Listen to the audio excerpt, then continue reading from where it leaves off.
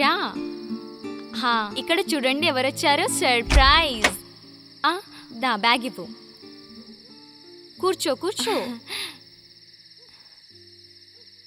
ఏమైంది మిమి, ఇంకా నీ కాలేజ్ మొదలవలేదా?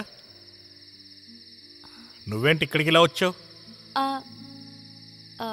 నేనేం చెప్తున్నానంటే యాక్చువల్లీ నేను చెప్పడమే మర్చిపోయాను. నేను మీకు మిమి నాకు ఫోన్ చేసి నిన్నే చెప్పింది వాళ్ళ కాలేజ్లో రెనోవేషన్ ఉందని, దాని కారణంగానే హాలిడేస్ నడుస్తున్నాయని. దాని కారణంగానే తనని ఇక్కడికి పిలిచాను మనతో గడపడానికి.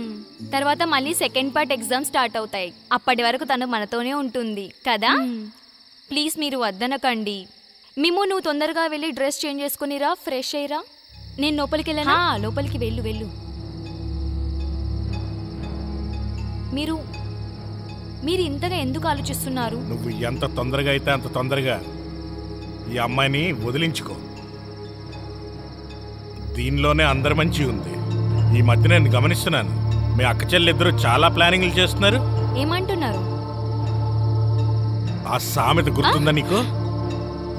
హోరుమని గాలి వానలో ఉత్తి పడవ తీసుకుని వెళ్ళకూడదని గుర్తుందా లేదా? నోరు మూసుకుని ఇక్కడ కూర్చో. ఇదొక్కటి గుర్తుంచుకో, 9 గంటల కల్లా నువ్వు ఇంట్లో ఉండాలి. అర్థమైందా నీకు? తను ఎప్పుడు వస్తుందా ఏంటి?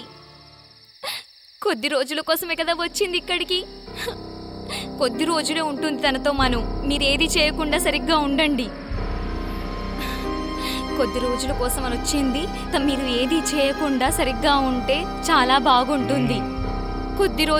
కొద్ది రోజులైనా నన్ను శాంతంగా ఉండండి. ఏ రోజైతే నీ ప్రాణాలు గాల్లో కలిసిపోతాయో ఆ రోజే నీకు శాంతి లభిస్తుంది.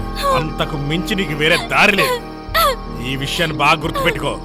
వెళ్ళు, ఇలా ఊరికే ఇక్కడ కూర్చో, లోపలికి వెళ్ళు.